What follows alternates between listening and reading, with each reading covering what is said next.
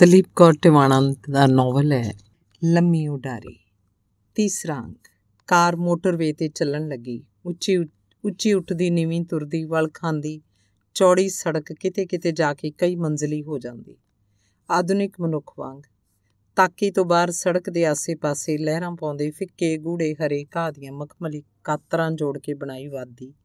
ਆਲੇ ਦੁਆਲੇ ਕਦੇ ਖੱਬੇ ਕਦੇ ਸੱਜੇ ਕਦੇ ਪਿੱਛੇ ਨਾਲ ਨਾਲ ਤੁਰ ਰਹੇ ਪਹਾੜ, ਹਰਿਆਵਲ ਹੀ ਹਰਿਆਵਲ, ਉੱਤੇ ਮੰਡਲਾਉਂਦੇ ਸਲੇਟੀ ਬੱਦਲ, ਜਿਵੇਂ ਇਹ ਕੋਈ ਪਰੀ ਦੇਸ ਹੋਵੇ। ਇੰਨੀ ਖੂਬਸੂਰਤੀ ਖੋਹ ਪਾਉਂਦੀ ਹੈ, ਇਤਬਾਰ ਨਹੀਂ ਆਉਂਦਾ ਕਿ ਕੀ ਇਹ ਸੱਚ ਹੈ, ਸੁਪਨਾ ਤਾਂ ਨਹੀਂ। ਕਿਧਰੇ ਕੋਈ ਬੰਦਾ ਨਜ਼ਰ ਨਹੀਂ ਆਉਂਦਾ ਜਿੱਥੋਂ ਇਹ ਪਤਾ ਲੱਗੇ ਕਿ ਸੜਕਾਂ, ਫੁੱਟਪਾਥ, ਦਰੱਖਤ, ਘਾਹ ਦੇ ਖੱਤੇ, ਫੁੱਲ ਵਾੜਾਂ ਸਭ ਕਿਸੇ ਮਨੁੱਖ ਦੀ ਕਿਰਤ ਹਨ। ਲੱਗਦਾ ਜਿਵੇਂ ਰੱਬ ਨੇ ਸਭ ਕੁਝ ਬਣਿਆ ਬਣਾਇਆ ਇੱਥੇ ਆ ਉਤਾਰਿਆ ਹੋਵੇ, ਜਿਸ ਕਰਕੇ ਕਿਧਰੇ ਕੋਈ ਕਸਰ ਨਹੀਂ, ਨੁਕਸ ਨਹੀਂ। ਆਪਣਾ ਦੇਸ਼ ਜਦੋਂ ਯਾਦ ਆਉਂਦਾ ਲੱਗਦਾ ਰੱਬ ਨੇ ਕੀ ਕੀਤਾ। ਰਾਹ 'ਚ ਇੱਕ ਦੋ ਥਾਂ ਸਰਵਿਸਿਜ਼ ਦੇ ਰੁਕੇ, ਹੁੰਦਾ ਤਾਂ ਇੱਕ ਪੈਟਰੋਲ ਪੰਪ ਹੀ ਹੈ, ਪਰ ਉੱਥੇ ਗਮਲੇ ਵਿੱਚ ਲੱਗੇ ਬੂਟਿਆਂ ਤੋਂ ਲੈ ਕੇ ਪਿਕਾਸੋ ਦੀਆਂ ਪੇਂਟਿੰਗਸ ਤੱਕ ਕੁਝ ਵੀ ਲੈ ਸਕਦੇ ਹੋ। ਖਾਣ ਪਾਣ ਦੀਆਂ ਚੀਜ਼ਾਂ ਤਾਂ ਆਖਣਾ ਹੀ ਕੀ ਹੈ। ਲੋਕ ਦੇਖੋ ਸਜੇ ਸੰਵਰੇ, ਨਾ ਕਿਸੇ ਦੇ ਮੂੰਹ 'ਤੇ ਤਿਉੜੀ, ਨਾ ਕੋਝ, ਨਾ ਨਫ਼ਰਤ, ਨਾ ਬਿਮਾਰੀ, ਨਾ ਕਮਜ਼ੋਰੀ। ਹਸੂ ਹਸੂ ਕਰਦੀਆਂ ਕੁੜੀਆਂ ਇਉਂ ਸੀ ਜਿਵੇਂ ਕੋਈ ਰੰਗ ਬਿਰੰਗੇ ਫੁੱਲਾਂ ਦੀਆਂ ਕਿਆਰੀਆਂ 'ਚ ਆ ਵੜਿਆ ਹੋਵੇ। ਸਭ ਲੋਕ ਕੰਮਾਂ ਕਾਰਾਂ 'ਚ ਰੁੱਝੇ ਹੋਏ। ਇਸ ਮੁਲਕ ਅਨੁਸਾਰ ਅਜੀਬ ਕੱਪੜੇ ਪਾਏ ਹੋਣ ਦੇ ਬਾਵਜੂਦ ਲੋਕ ਮੇਰੇ ਵੱਲ ਇਉਂ ਨਹੀਂ ਸੀ ਝਾਕ ਰਹੇ ਕਿ ਮੈਨੂੰ ਆਪਣਾ ਆਪ ਓਪਰਾ ਲੱਗਦਾ, ਜਿਵੇਂ ਕਿਸੇ ਬਾਰੇ ਸੋਚਣ ਦੀ, ਗੱਲ ਕਰਨ ਦੀ ਵਿਹਲ ਹੀ ਨਹੀਂ। ਸਭ ਹੀ ਬਹੁਤ ਤੇਜ਼ ਚਾਲੇ ਤੁਰੇ ਜਾ ਰਹੇ ਸਨ, ਨਾ ਜਾਣੇ ਕਿੱਧਰ ਨੂੰ। ਇੱਕ ਥਾਂ ਤੋਂ ਹਰਚੰਦ ਕਿੰਨਾ ਕੁਝ ਦੁੱਧ ਦੇ ਡੱਬੇ, ਕੋਕਾ ਕੋਲਾ, ਚਿਪਸ, ਚਾਕਲੇਟ, ਬਿਸਕਿਟ, ਪੀਨਟਸ ਖਰੀਦ ਲਿਆਇਆ ਸੀ, ਪਰ ਮੇਰੀ ਕੁਝ ਵੀ ਖਾਣ ਨੂੰ ਰੂਹ ਨਹੀਂ ਸੀ ਕਰਦੀ। ਕਿੰਨਾ ਚਿਰ ਕੋਕੇ ਕੋਲੇ ਦਾ ਇੱਕ ਡੱਬਾ ਫੜ ਕੇ ਬੈਠੀ ਰਹੀ। ਆਪਣੇ ਮੁਲਕ ਦੇ ਲੋਕਾਂ ਨੂੰ ਤਾਂ ਕਾਸੇ ਦਾ ਵੀ ਸ਼ੌਕ ਨਹੀਂ, ਇੱਥੋਂ ਤੱਕ ਕਿ ਖਾਣ ਪੀਣ ਦਾ ਵੀ ਨਹੀਂ। ਹਰਚੰਦ ਨੇ ਖਾਣ ਪੀਣ ਤੋਂ ਨਾ ਨੁੱਕਰ ਕਰਨ 'ਤੇ ਜ਼ਰਾ ਕੁ ਖਿਝ ਕੇ ਆਖਿਆ, ਉਹ ਲੋਕ ਜਿਉਣ ਲਈ ਖਾਂਦੇ ਨੇ, ਨਾ ਕਿ ਖਾਣ ਲਈ ਜਿਉਂਦੇ ਨੇ। ਮੈਂ ਹੱਸ ਕੇ ਕਿਹਾ, ਜਿਉਂਦੇ ਵੀ ਉਹ ਕਿੱਥੇ ਨੇ। ਹਰਚੰਦ ਨੇ ਫਿਲਾਸਫਰਾਂ ਵਾਂਗ ਕਿਹਾ, ਹੋਰ ਫਿਰ ਕੀ ਹਾਲ ਹੈ ਭੈਣ ਜੀ ਤੁਹਾਡੇ ਪ੍ਰੋਫੈਸਰ ਸਾਹਿਬ ਦਾ? ਕੁਝ ਦੇਰ ਚੁੱਪ ਰਹਿਣ ਪਿੱਛੋਂ ਨੀਰਜਾ ਨੇ ਸ਼ਰਾਰਤ ਨਾਲ ਪੁੱਛਿਆ। ਮੈਂ ਜ਼ਰਾ ਕੁ ਹੱਸ ਕੇ ਚੁੱਪ ਕਰ ਗਈ। ਤੁਹਾਡੇ 'ਚ ਤਾਂ ਬੜੀ ਜਾਨ ਹੁੰਦੀ ਸੀ, ਕਿਸੇ ਨੂੰ ਕੁਝ ਸਮਝਦੇ ਨਹੀਂ ਸੀ ਹੁੰਦੇ, ਤੇ ਹੁਣ ਗੱਲ ਦੇ ਜਵਾਬ ਆਉਣ ਨੂੰ ਵੀ ਗਏ। ਭਾਈ ਨੇ ਚੰਗੇ ਵੱਟ ਕੱਢੇ ਲੱਗਦੇ ਨੇ, ਉਹ ਬੋਲੀ। ਉਹ ਸ਼ਰਾਰਤ ਦੇ ਮੂਡ 'ਚ ਸੀ। ਮੇਰੇ ਕੋਲੋਂ ਫਿਰ ਕੋਈ ਜਵਾਬ ਨਾ ਸਰਿਆ। ਮੁੜ ਕੇ ਮੇਰੀ ਵੱਲ ਝਾਕੀ ਤੇ ਬੋਲੀ, ਸ਼ਾਇਦ ਮੈਨੂੰ ਇਉਂ ਗੱਲਾਂ ਨਹੀਂ ਕਰਨੀਆਂ ਚਾਹੀਦੀਆਂ ਤੁਹਾਡੇ ਪਤੀ ਪਰਮੇਸ਼ਰ ਬਾਰੇ। ਮੈਂ ਤਾਂ ਉਹੀ ਮਜ਼ਾਕ ਕਰ ਰਹੀ ਸੀ। ਮੈਂ ਇਸ ਗੱਲ ਦਾ ਵੀ ਕੀ ਜਵਾਬ ਦਿੰਦੀ। 23 ਤਰੀਕ ਜਦੋਂ ਤੁਸੀਂ ਨਾ ਪਹੁੰਚੇ ਤਾਂ ਅਸੀਂ ਅੱਧੀ ਰਾਤ ਦੇ 2 ਵਜੇ ਅਮਰਤਾ ਪ੍ਰੀਤਮ ਨੂੰ ਦਿੱਲੀ ਫੋਨ ਕੀਤਾ ਕਿ ਕੀ ਗੱਲ ਭੈਣ ਜੀ ਨੇ ਅੱਜ ਪਹੁੰਚਣਾ ਸੀ, ਪਹੁੰਚੇ ਨਹੀਂ। ਹੱਸ ਕੇ ਆਖਣ ਲੱਗੀ, ਪ੍ਰੋਫੈਸਰ ਲੜ ਪਿਆ ਹੋਣਾ। ਹੈਰਾਨੀ ਹੋਈ ਕਿ ਤੁਹਾਡੇ ਨਾਲ ਕੋਈ ਬੰਦਾ ਲੜ ਵੀ ਸਕਦਾ। ਹਰਚੰਦ ਨੇ ਮੇਰੀ ਵੱਲ ਝਾਕ ਕੇ ਕਿਹਾ, ਤੂੰ ਕੀ ਨੀਰਜਾ ਨਾਲ ਲੜਿਆ ਕਦੇ? ਜਵਾਬ ਦੇਣ ਦੀ ਥਾਂ ਮੈਂ ਹਰਕ ਕੇ ਸਵਾਲ ਕੀਤਾ। ਲੜਿਆ? ਇੱਕ ਦਿਨ ਉਹਨੇ ਮੈਨੂੰ ਘਰੋਂ ਕੱਢਤਾ ਸੀ। ਕਿਉਂ? ਮੈਂ ਵਿਗੜ ਗਿਆ ਸੀ। ਫਿਰ ਸਾਲੀ ਦੀਆਂ ਮਿੰਨਤਾਂ ਕੀਤੀਆਂ ਤੇ ਤੂੰ ਉਹਨੂੰ ਸਾਲੀ ਆਖਦਾ ਹੁੰਨਾ? ਹੋਰ ਕੀ ਕਰਾਂ, ਸਹੁਰਿਆਂ ਵੱਲੋਂ ਤਾਂ ਸਾਲੀ ਮਿਲੀ ਨਹੀਂ, ਕਈ ਭੈਣਾਂ ਨੇ ਸਭ, ਸੋ ਸਾਲੀ ਉਸੇ ਨੂੰ ਸਮਝ ਲਈਦਾ। ਕਿੰਨਾ ਚਿਰ ਮੈਂ ਦੂਰ ਪਹਾੜ ਦੀ ਢਲਾਨ, ਹਰੇ ਹਰੇ ਘਾਹ 'ਚ ਰੂੰਦੇ ਫੰਬਿਆਂ ਵਾਂਗ ਖਿੰਡੀਆਂ ਭੇਡਾਂ ਵੱਲ ਵੇਖਦੀ ਰਹੀ। ਭੈਣ ਜੀ? ਹਾਂ, ਗੱਲ ਕਰੋ ਕੋਈ। ਹਰਚੰਦ ਬੋਲਿਆ। ਕੀ ਗੱਲ ਕਰਾਂ? ਜਦੋਂ ਮੈਂ ਆਖਿਆ ਉਦਾਸ ਜਿਹਾ ਹੋ ਗਿਆ। ਸੱਚ ਦੱਸੋ ਭੈਣ ਜੀ, ਕੀ ਅਮਰਤਾ ਸੱਚ ਕਹਿੰਦੀ ਸੀ ਕਿ ਪ੍ਰੋਫੈਸਰ ਸਾਹਿਬ ਨਾਲ ਸੱਚ ਜੀਜਾ ਜੀ ਤੁਹਾਡੇ ਨਾਲ ਲੜ ਪੈਂਦੇ ਨੇ? ਨੀਰਜਾ ਨੇ ਫਿਰ ਮਜ਼ਾਕ ਨਾਲ ਪੁੱਛਿਆ। ਨਹੀਂ ਬਾਬਾ ਨਹੀਂ, ਤੁਸੀਂ ਕੀ ਫਜ਼ੂਲ ਗੱਲਾਂ ਕਰੀ ਜਾਂਦੇ ਹੋ, ਉਹ ਤਾਂ ਬੜੇ ਚੰਗੇ ਬੰਦੇ ਨੇ। ਮੈਂ ਆਖਿਆ, ਪਰ ਤੁਸੀਂ ਲਿਖਣੋਂ ਕਿਉਂ ਹਟ ਗਏ? 3 ਸਾਲ ਹੋ ਗਏ, ਕੋਈ ਨਵੀਂ ਕਿਤਾਬ ਨਹੀਂ ਛਪੀ। ਕਿਤਾਬ ਨਾ ਛਪਣ ਦਾ ਇਹ ਮਤਲਬ ਨਹੀਂ ਹੁੰਦਾ ਕਿ ਮੈਂ ਲਿਖਦੀ ਹੀ ਨਹੀਂ। ਨਾਲੇ ਲਿਖਣਾ ਕਿਉਂ ਜ਼ਰੂਰੀ ਹੈ? ਹੋਰ ਜ਼ਰੂਰੀ ਕੀ ਹੈ? ਉਹ ਪੁੱਛ ਰਹੀ ਸੀ। ਕੁਝ ਵੀ ਨਹੀਂ, ਸਭ ਝੂਠ ਹੈ, ਬਕਵਾਸ ਹੈ, ਮਿੱਥਿਆ ਹੈ।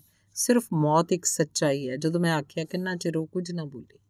ਇਹ ਹੈ ਨਾ ਹਿੰਦੁਸਤਾਨੀ ਕਰੈਕਟਰ ਕਿ ਬਹਾਰ ਦੀ ਰੁੱਤੇ ਇੰਨੀ ਖੂਬਸੂਰਤ ਮੁਲਕ 'ਚ ਜਵਾਨੀ ਪਹਿਰੇ ਇਹਨਾਂ ਨੂੰ ਸਿਰਫ ਇੱਕ ਮੌਤ ਹੀ ਸੱਚਾਈ ਦਿਸਦੀ ਹੈ। ਆਪਣਾ ਇਲਾਜ ਕਰਾਓ ਭੈਣ ਜੀ, ਇਲਾਜ। ਹਰਚੰਦ ਨੇ ਲੁਕਵੀਂ ਤਲਖੀ ਨਾਲ ਆਖਿਆ। ਪਿਛਲੇ ਸਾਲ ਬਿਮਾਰ ਕਿਵੇਂ ਹੋ ਗਏ ਸੀ? ਨੀਰਜਾ ਨੇ ਪੁੱਛਿਆ। ਮਾੜਾ ਮਾੜਾ ਬੁਖਾਰ ਹੀ ਚੜ੍ਹਦਾ ਰਿਹਾ 2-2.5 ਮਹੀਨੇ। ਅੱਛਾ, ਇੰਨੀ ਸ਼ਕਤੀ ਹੈ ਸਾਡੇ ਜੀਜਾ ਜੀ ਵਿੱਚ? ਉਹਨੇ ਫਿਰ ਸ਼ਰਾਰਤ ਨਾਲ ਕਿਹਾ। ਮੈਂ ਹੱਸ ਪਈ। ਸ਼ੁਕਰ ਹੈ ਤੁਸੀਂ ਹੱਸ ਵੀ ਸਕਦੇ ਹੋ। ਕੱਲ੍ਹ ਸਾਰਾ ਦਿਨ ਮੈਂ ਤੁਹਾਡੇ ਮੂੰਹ ਵੱਲ ਵੇਖਦੀ ਰਹੀ, ਤੁਸੀਂ ਤਾਂ ਜਿਵੇਂ ਹੱਸਣਾ ਹੀ ਭੁੱਲ ਗਏ ਹੋ। ਪਰ ਇਹ ਨਾ ਭੁੱਲੋ ਕਿ ਤੁਹਾਡੀ ਜ਼ਿੰਦਗੀ ਕਿਸੇ ਇੱਕ ਬੰਦੇ ਲਈ ਨਹੀਂ। ਨੀਰਜਾ ਬੋਲੀ। ਮੈਨੂੰ ਲੱਗਿਆ ਮੇਰੇ ਨਾਲੋਂ ਵੱਡੀ ਕਦੋਂ ਤੋਂ ਹੋ ਗਈ। ਪਰ ਆਖਿਆ ਕੁਛ ਨਾ। ਤੂੰ ਹਰਚੰਦ ਆਖਦੀ ਸੀ ਕਿ ਤੂੰ ਵਿਗੜ ਗਿਆ ਸੀ, ਪਰ ਮੈਨੂੰ ਇਤਬਾਰ ਨਹੀਂ ਆਉਂਦਾ। ਮੈਂ ਹਰਚੰਦ ਵੱਲ ਝਾਕ ਕੇ ਪੁੱਛਿਆ। ਤੁਹਾਡੀ ਇਹੀ ਗੱਲ ਤਾਂ ਸਾਨੂੰ ਲੈ ਡੁੱਬੀ। ਲੱਗਦਾ ਨੀਰਜਾ ਨੇ ਤੈਨੂੰ ਬੰਦਾ ਬਣਾ ਦਿੱਤਾ ਤੇ ਅੱਗੇ ਮੈਂ ਖੋਤਾ ਸੀ। ਇਉਂ ਗੱਲਾਂ ਬਾਤਾਂ ਕਰਦੇ ਅਸੀਂ ਬੜਾ ਰਸਤਾ ਲੰਘ ਆਏ। ਦੇਖ ਲਓ 6 ਘੰਟੇ 'ਚ ਤੁਹਾਨੂੰ ਗਲਾਸਗੋ ਪਹੁੰਚਾਤਾ। 450 ਮੀਲ ਹੈ ਲੰਡਨ ਤੋਂ। ਹਰਚੰਦ ਨੇ ਘੜੀ ਵੱਲ ਵੇਖ ਕੇ ਸਾਹਮਣੇ ਉਘੜਦੇ ਆ ਰਹੇ ਸ਼ਹਿਰ ਵੱਲ ਝਾਕ ਕੇ ਕਿਹਾ। ਵੱਡੀਆਂ ਸੜਕਾਂ ਛੱਡਦੀ, ਛੋਟੀਆਂ ਫੜਦੀ ਕਾਰ ਗਲਾਸਗੋ ਪਹੁੰਚ ਗਈ। ਘਰ ਦਿਸਣ ਲੱਗੇ। ਘਰ ਸਨ ਜਿਵੇਂ ਨਿੱਕੇ ਨਿੱਕੇ ਮਹਿਲ ਜਾਂ ਢਲਵੀਆਂ ਛੱਤਾਂ ਵਾਲੀਆਂ ਰਿਸ਼ੀਆਂ ਦੀਆਂ ਝੁੱਗੀਆਂ। ਹਰ ਘਰ ਦੇ ਅੱਗੇ ਰੰਗ ਬਿਰੰਗੇ ਗੁਲਾਬ ਖਿੜੇ ਸਨ। ਹਰੇ ਮਖਮਲੀ ਘਾਹ ਦਾ ਜਿਵੇਂ ਕਾਰਪੈਟ ਵਿਛਿਆ ਸੀ। ਹਰਚੰਦ ਦਾ ਘਰ ਆ ਗਿਆ। ਕਾਰ 'ਚੋਂ ਉਤਰ ਕੇ ਨੀਰਜਾ ਨੇ ਬੂਹਾ ਖੋਲ੍ਹਿਆ। ਬੱਚੇ ਨੱਠੇ ਆਏ। ਬਿੰਦੂ ਨੂੰ ਪਿਆਰ ਦਿੰਦਿਆਂ ਨਾ ਜਾਣੇ ਕਿਉਂ ਮੇਰੀਆਂ ਅੱਖਾਂ 'ਚ ਪਾਣੀ ਸਿਮ ਆਇਆ। ਆਲੇ ਦੁਆਲੇ ਝਾਕ ਕੇ ਹੈਰਾਨ ਹੋਈ ਕਿ ਇੰਨੀ ਥੋੜ੍ਹੀ ਥਾਂ 'ਚ ਇੰਨਾ ਖੂਬਸੂਰਤ ਘਰ ਵੀ ਬਣਾਇਆ ਜਾ ਸਕਦਾ ਹੈ। ਬੱਚਿਆਂ ਵਾਲਾ ਘਰ ਹੈ, ਫਿਰ ਵੀ ਕਿਧਰੇ ਕੋਈ ਗਰਦ ਨਹੀਂ, ਕੂੜਾ ਨਹੀਂ, ਮੈਲਾ ਧੱਬਾ ਨਹੀਂ, ਮੱਖੀ ਮੱਛਰ ਨਹੀਂ। ਚਿੱਟੀਆਂ ਕੰਧਾਂ, ਗੁਲਾਬੀ ਪਰਦੇ, ਹਰਾ ਮਖਮਲੀ ਕਾਰਪੈਟ, ਥੋੜ੍ਹਾ ਜਿਹਾ ਪਰ ਕੀਮਤੀ ਸਮਾਨ, ਟੈਲੀਫੋਨ ਤੇ ਤੁਰਦੀ ਦੁਨੀਆ, ਸ਼ੈਤਾਨ ਬੱਚੇ, ਸਾਊ ਵਹੁਟੀ, ਬਿਮਾਰ ਦੇ ਬੀਅਰ ਦੇ ਨਾਲ ਫਲ ਫਰੂਟ, ਮੱਖਣ, ਜੈਮ ਤੇ ਅਨੇਕ ਕਿਸਮ ਦੇ ਨਿੱਕ ਸੁੱਕ ਨਾਲ ਭਰਿਆ ਫਰਿੱਜ ਤੇ ਕਮਰਿਆਂ 'ਚ ਹੀਟਰਾਂ ਦਾ ਨਿੱਘ ਲੱਗਦਾ ਸੀ। ਹੋਰ ਰੱਬ ਕੋਲੋਂ ਕੋਈ ਕੀ ਮੰਗ ਸਕਦਾ ਹੈ? ਹੋਰ ਦੇਖੋ, ਸਾਰਿਆਂ ਦੇ ਇੱਕੋ ਜਿਹੇ ਘਰ ਨੇ, ਇੱਕੋ ਜਿਹੀਆਂ ਸ਼ਕਲਾਂ। ਭਾਵੇਂ ਘਰ ਅਮੀਰ ਦਾ ਭਾਵੇਂ ਗਰੀਬ ਦਾ, ਸਾਰੇ ਘਰ ਕਿਸੇ ਰਿਸ਼ੀ ਦੀ ਕੁਟੀਆ ਵਾਂਗ ਸਾਰੇ ਸੰਸਾਰ ਤੋਂ ਬੇਮੁਖ, ਵਿਰਕਤ, ਆਪਣੇ ਆਪ 'ਚ ਸੰਪੂਰਨ ਹਨ। ਫੁੱਲਾਂ ਪਹਾੜਾਂ ਵਿਚਕਾਰ ਖਲੋਤੇ। ਇਹਨਾਂ ਘਰਾਂ 'ਚ ਨਾ ਖੜਕਾ ਨਾ ਝਗੜਾ, ਬਸ ਫੁੱਲਾਂ ਦੀਆਂ ਕਿਆਰੀਆਂ ਦੇ ਉੱਪਰ ਤੈਰਦੇ, ਕਦੀ ਕਦੀ ਮੁਸਕਰਾਉਂਦੇ ਸੁਨੇਹੇ ਪਹੁੰਚਦੇ ਨੇ। ਉਹ ਵੀ ਕਦੀ ਕਦਾਈ ਜਾਂ ਸੋਹਣੇ ਸੋਹਣੇ ਬੱਚੇ ਖੇਡਦੇ ਦਿਸਣਗੇ। ਇਹ ਸਭ ਕੁਝ ਦੇਖ ਕੇ ਰੱਬ ਨੂੰ ਯਾਦ ਕਰਨ ਨੂੰ ਮਨ ਕਰਦਾ, ਨਮਸਕਾਰ ਕਰਨ ਨੂੰ ਮਨ ਕਰਦਾ। ਕੁਝ ਪੁਰਾਣੀਆਂ ਬਸਤੀਆਂ ਵੀ ਨੇ ਭੈਣ ਜੀ ਸ਼ਹਿਰ ਵੱਲ। ਆਪਣੇ ਆਮ ਹਿੰਦੁਸਤਾਨੀ ਵਿਲਾਇਤ ਵੀ ਕਿਵੇਂ ਰਹਿੰਦੇ ਨੇ, ਕਦੇ ਇਹ ਵੀ ਵਿਖਾਵਾਂਗਾ ਤੁਹਾਨੂੰ, ਹਰਚੰਦ ਨੇ ਦੱਸਿਆ। ਚੰਗਾ, ਮੈਂ ਕਿਹਾ। ਹੋਰ ਬੇਜੀ ਹੋਰਾਂ ਦਾ ਕੀ ਹਾਲ ਹੈ? ਨੀਰਜਾ ਪੁੱਛਦੀ ਹੈ। ਠੀਕ ਨੇ, ਹਰਚੰਦ ਨੇ ਮੈਨੂੰ ਦੱਸਿਆ। ਤੁਹਾਡੇ ਬੇਜੀ ਬੜੇ ਨਾਰਾਜ਼ ਨੇ। ਨੀਰਜਾ ਤੇ ਹਰਚੰਦ ਖੱਤ ਵੀ ਨਹੀਂ ਪਾਉਂਦੇ। ਖੱਤ 'ਚ ਉਹਨੂੰ ਕੀ ਲਿਖੀਏ ਭੈਣ ਜੀ? ਉਹ ਤਾਂ ਇਹੀ ਆਖਦੇ ਨੇ ਇੱਥੇ ਆ ਜਾਓ। ਉੱਥੇ ਹਿੰਦੁਸਤਾਨ 'ਚ ਜਾਣ ਦਾ ਕੋਈ ਹੱਜ ਹੈ ਭਲਾ? ਤੁਹਾਡਾ ਤਾਂ ਮਰਾਸੀ ਵਾਲਾ ਹਾਲ ਹੋਇਆ। ਗਿਆ ਸੀ ਸਹੁਰੇ, ਅਗਲਿਆਂ ਚੰਗੀਆਂ ਖਾਤਰਾਂ ਕੀਤੀਆਂ, ਜੀ ਲੱਗ ਗਿਆ। ਇਹ ਸੋਚਣ ਲੱਗੇ ਹੁਣ ਇਹਨੂੰ ਕਿਵੇਂ ਭੇਜੀਏ। ਸੱਸ ਨੇ ਕਈ ਦਿਨਾਂ ਮਗਰੋਂ ਪੁੱਛਿਆ, ਪੁੱਤ ਘਰ ਮਾਂ ਫਿਕਰ ਕਰਦੀ ਹੋਊ, ਜਾਣਾ ਕਦੋਂ ਹੈ? ਬੋਲਿਆ ਅਜੇ ਤਾਂ ਇਸ ਬਾਰੇ ਸੋਚਿਆ ਨਹੀਂ। ਤੇ ਹੋਰ 1-2 ਦਿਨਾਂ ਮਗਰੋਂ ਸੱਸ ਨੇ ਝੂਠ ਮੂਠ ਹੀ ਆਖਿਆ ਕਿ ਕੋਈ ਲੰਘਦਾ ਦੱਸ ਗਿਆ, ਸਾਊ ਤੇਰੀ ਤਾਂ ਮਾਂ ਬਿਮਾਰ ਹੈ। ਬੋਲਿਆ ਜੀ ਫਿਰ ਡਾਕਟਰ ਹਾਂ। ਅਗਲੇ ਫਿਰ ਚੁੱਪ ਕਰ ਗਏ। ਕੁਛ ਦਿਨਾਂ ਮਗਰੋਂ ਸਾਲੇ ਨੂੰ ਤਰਕੀਬ ਸੁੱਝੀ। ਆ ਕੇ ਆਖਣ ਲੱਗਿਆ, ਜੀ ਮਾੜੀ ਗੱਲ ਹੋਈ, ਸੁਨੇਹਾ ਆਇਆ ਤੁਹਾਡੀ ਤਾਂ ਮਾਂ ਗੁਜ਼ਰ ਗਈ। ਮਰਾਸੀ ਤਾਂ ਲੱਗ ਪਿਆ ਉੱਚੀ ਉੱਚੀ ਰੋਣ। ਆਖੇ ਹੁਣ ਤਾਂ ਮੈਂ ਇੱਥੇ ਜੋਗਾ ਹੀ ਰਹਿ ਗਿਆ। ਸੋ ਗੱਲ ਤੁਹਾਡੀ ਹੈ, ਹੁਣ ਨਹੀਂ ਇੱਥੋਂ ਜਾ ਸਕਦੇ, ਇੱਥੇ ਜੋਗੇ ਹੀ ਰਹਿ ਗਏ। ਨਹੀਂ ਭੈਣ ਜੀ, ਜਦੋਂ ਬੱਚੇ ਵੱਡੇ ਹੋ ਗਏ ਅਸੀਂ ਚਲੇ ਜਾਣਾ ਹਿੰਦੁਸਤਾਨ, ਪਰ ਉੱਥੇ ਬੰਦੇ ਤੋਂ ਬਿਨਾਂ ਹੋਰ ਸਭ ਚੀਜ਼ਾਂ ਮਹਿੰਗੀਆਂ ਬੜੀਆਂ ਨੇ। ਦੂਸਰਾ ਸਮੇਤ ਬੰਦੇ ਦੇ ਹਰ ਚੀਜ਼ 'ਚ ਖੋਟ ਆ, ਰਲਾ ਹੈ। ਕਹਿੰਦੇ ਨੇ ਹਰ ਚੀਜ਼ 'ਚ ਮਿਲਾਵਟ ਦੇਖ ਇੱਕ ਬੰਦੇ ਨੇ ਤੰਗ ਆ ਕੇ ਜ਼ਹਿਰ ਖਾ ਲਈ, ਪਰ ਉਹ ਮਰਿਆ ਕੋਈ ਨਾ, ਕਿਉਂਕਿ ਜ਼ਹਿਰ 'ਚ ਵੀ ਮਿਲਾਵਟ ਸੀ। ਚਾਹ ਪੀ ਕੇ ਗੱਲਾਂ ਹੀ ਕਰ ਰਹੇ ਸੀ ਕਿ ਨੀਰਜਾ ਉੱਠ ਕੇ ਰਸੋਈ ਵੱਲ ਗਈ। 10 ਕੁ ਮਿੰਟਾਂ ਮਗਰੋਂ ਮੈਂ ਸੋਚਿਆ ਜਾ ਕੇ ਕੋਈ ਨਾਲ ਕੰਮ ਕਰਵਾ ਦਿਆਂ, ਪਰ ਖਾਣਾ ਤਾਂ ਤਿਆਰ ਸੀ, ਸਬਜ਼ੀ, ਦਹੀਂ, ਸਾਗ, ਮੀਟ। ਮੈਂ ਹੈਰਾਨ ਸੀ, ਨੀਰਜਾ ਜੀ ਨੇ ਘਰ ਕਦੇ ਪਾਣੀ ਪਾ ਕੇ ਨਹੀਂ ਸੀ ਪੀਤਾ, ਇੰਨੀ ਚੁਸਤ ਹੋ ਗਈ ਸੀ। ਪਤਾ ਲੱਗਿਆ ਬਿਜਲੀ ਦੇ 4 ਚੁੱਲ੍ਹੇ ਹਨ ਤੇ ਹਰ ਚੀਜ਼ ਬਣੀ ਬਣਾਈ ਡੱਬਿਆਂ 'ਚ ਬੰਦ ਮਿਲ ਜਾਂਦੀ ਹੈ। ਨੀਰਜਾ ਨੇ ਕੱਢ ਕੇ ਸਿਰਫ ਗਰਮ ਕੀਤੀਆਂ ਚੀਜ਼ਾਂ। ਸੋਚਿਆ ਇੱਥੇ ਕੰਮ ਕਰਨਾ ਕੀ ਔਖਾ ਹੈ। ਰੋਟੀ ਖਾਧੀ ਤਾਂ ਪਲੇਟਾਂ ਹਰਚੰਦ ਧੋਣ ਜਾ ਲੱਗਿਆ। ਦੇਖ ਕੇ ਮੈਨੂੰ ਹਾਸਾ ਆ ਗਿਆ। ਤੂੰ ਹਟ ਜਾ, ਮੈਂ ਧੋਨੀ ਹਾਂ। ਮੈਂ ਕਿਹਾ, ਮੇਰੇ ਧੋਂਦਿਆਂ ਤੁਹਾਨੂੰ ਸੰਗ ਲੱਗਦੀ ਹੈ? ਪਰ ਮੈਨੂੰ ਤਾਂ ਸੰਗ ਨਹੀਂ ਲੱਗਦੀ, ਉਹ ਬੋਲਿਆ। ਤੂੰ ਰਹਿਣ ਦੇ, ਮੈਂ ਫਿਰ ਕਿਹਾ। ਦੇਖ ਲੈ ਨੀਰਜਾ ਭੈਣ ਜੀ ਮੈਨੂੰ ਪਲੇਟਾਂ ਧੋਣ ਤੋਂ ਹਟਾ ਰਹੇ ਨੇ। ਉਹਨੇ ਧੋਣ ਵਾਲੇ ਕੱਪੜੇ ਮਸ਼ੀਨ 'ਚ ਪਾਉਂਦਿਆਂ ਨੀਰਜਾ ਨੂੰ ਆਖਿਆ, ਤੁਸੀਂ ਭੈਣ ਜੀ ਬਿੱਲੇ ਦੀਆਂ ਆਦਤਾਂ ਨਾ ਵਿਗਾੜੋ। ਮਹੀਨਾ 20 ਦਿਨ ਨੂੰ ਤੁਸੀਂ ਆਪ ਤਾਂ ਚਲੇ ਜਾਣਾ ਤੇ ਇਸ ਕੰਮ ਕਰਨਾ ਭੁੱਲ ਜਾਣਾ। ਨੀਰਜਾ ਨੇ ਹੱਸ ਕੇ ਕਿਹਾ। ਤੂੰ ਹਰਚੰਦ ਨੂੰ ਤੂੰ ਆਖਦੀ ਹੁੰਨੀ ਆ? ਮੈਂ ਨੀਰਜਾ ਨੂੰ ਤਾੜਨ ਵਾਂਗ ਆਖਿਆ। ਪਰ ਇਹ ਵੀ ਤਾਂ ਮੈਨੂੰ ਤੂੰ ਹੀ ਆਖਦਾ। ਦੇਖ ਲੈ ਭੈਣ ਜੀ, ਨੀਰਜਾ ਕਿੰਨੀ ਵਿਗੜ ਗਈ। ਇਹ ਨਹੀਂ ਸੋਚਦੀ ਵੀ ਮੈਂ ਇਹਦਾ ਪਤੀ ਪਰਮੇਸ਼ਰ ਹਾਂ। ਭਾਰਤੀ ਔਰਤ ਪਤੀ ਪਰਮੇਸ਼ਰ ਦੇ ਤੜਕੇ ਉੱਠ ਕੇ ਪੈਰੀਂ ਹੱਥ ਲਾਉਂਦੀ ਹੈ। ਤੂੰ ਬਿੱਲੇ ਭੈਣ ਜੀ ਆਇਆ ਕਰਕੇ ਚਾਂਬਲ ਨਾ ਬਹੁਤਾ, ਨੀਰਜਾ ਨੇ ਕਿਹਾ। ਬਿੱਲਾ ਤਾਂ ਹਰਚੰਦ ਦੇ ਬੇਜੀ ਆਖਦੇ ਹੁੰਦੇ ਸੀ ਇਹਨੂੰ, ਮੈਂ ਕਿਹਾ। ਇੱਥੇ ਤਾਂ ਭੈਣ ਜੀ ਆਪਣੀ ਸਭੋ ਕੁਝ ਇਹੋ ਹੀ ਹੈ। ਹੁਣ ਤਾਂ ਧਰਮ ਨਾਲ ਸੱਚ ਆਖਦਾ, ਇਹਦੀ ਕਿਸੇ ਗੱਲ 'ਤੇ ਗੁੱਸਾ ਹੀ ਨਹੀਂ ਆਉਂਦਾ। ਹਰਚੰਦ ਨੇ ਪਲੇਟਾਂ ਧੋਂਦੇ ਨੇ ਸੰਜੀਦਗੀ ਨਾਲ ਕਿਹਾ। ਨੀਰਜਾ ਹੂਵਰ ਨਾਲ ਕਾਰਪੇਟ ਸਾਫ਼ ਕਰ ਰਹੀ ਹਰਚੰਦ ਦੀਆਂ ਗੱਲਾਂ ਤੇ ਮਨ ਹੀ ਮਨ ਮੁਸਕਰਾ ਰਹੀ ਸੀ। ਸੋਚਿਆ ਉਂਝ ਹੀ ਬੇਜੀ ਹੋਰੀ ਫਿਕਰ ਕਰਦੇ ਰਹਿੰਦੇ ਨੇ, ਇਹਨਾਂ ਨੂੰ ਤਾਂ ਬੰਦੇ ਬਣਾਤਾ ਵਲੈਤ ਨੇ। ਬੜੀ ਰਾਤ ਗਈ, ਟੈਲੀਫੋਨ ਦੀ ਘੰਟੀ ਖੜਕੀ। ਹਰਚੰਦ ਉੱਠ ਕੇ ਗਿਆ। ਭੈਣ ਜੀ ਤੁਹਾਡਾ ਫੋਨ ਹੈ। ਉਹਨੇ ਮੁੜ ਕੇ ਆ ਕੇ ਦੱਸਿਆ। ਹੈਲੋ ਗੀਤਾ? ਮੈਂ ਕਿਹਾ ਮੈਨੂੰ ਪਤਾ ਸੀ ਗੀਤਾ ਹੀ ਹੋਏਗੀ। ਤੈਨੂੰ ਮੇਰੀ ਆਵਾਜ਼ ਸੁਣਦੀ ਹੈ? ਉਹਨੇ ਪਤਾ ਨਹੀਂ ਕਿਉਂ ਪੁੱਛਿਆ। ਹਾਂ ਸੁਣਦੀ ਹੈ, ਦੱਸ। ਮੇਰਾ ਸਿਰ ਫਟਿਆ ਜਾ ਰਿਹਾ, ਮਨ ਕਰਦਾ ਕੰਧ ਨਾਲ ਟੱਕਰਾਂ ਮਾਰਾਂ। ਉਹਨੇ ਲੰਮਾ ਸਾਹ ਭਰ ਕੇ ਡਾਕਟਰ ਕੋਲ ਗਈ ਸੀ? ਮੈਂ ਪਰੇਸ਼ਾਨ ਜਿਹੀ ਹੋ ਕੇ ਪੁੱਛਿਆ। ਗਈ ਸੀ। ਉਹਨੇ ਪਾਪਾ ਨੂੰ ਅਲੱਗ ਲਿਜਾ ਕੇ ਪਤਾ ਨਹੀਂ ਕੀ ਆਖਿਆ। ਉਹਨਾਂ ਦਾ ਮੂੰਹ ਹੋਰ ਹੀ ਤਰ੍ਹਾਂ ਦਾ ਹੋ ਗਿਆ ਸੀ।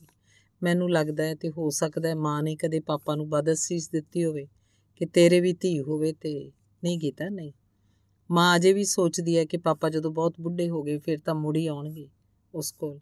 ਪਰ ਹੁਣ ਮੈਂ ਸਮਝ ਸਕਦੀ ਹਾਂ ਇੱਧਰ ਆ ਕੇ ਲੋਕ ਆਪਣੇ ਘਰ-ਬਾਰ ਕਿਉਂ ਭੁੱਲ ਜਾਂਦੇ ਨੇ, ਇੱਥੇ ਹੀ ਕਿਉਂ ਰਹਿ ਪੈਂਦੇ ਨੇ, ਵਾਪਸ ਕਿਉਂ ਨਹੀਂ ਪਰਤਦੇ ਤੇ ਪਾਪਾ ਵੀ ਨਹੀਂ ਪਰਤਣਗੇ। ਮਾਂ ਨੂੰ ਚਾਹੀਦਾ ਸੀ ਉਹ ਵੀ ਕੋਈ ਹੋਰ ਆਦਮੀ ਲੱਭ ਲੈਂਦੀ।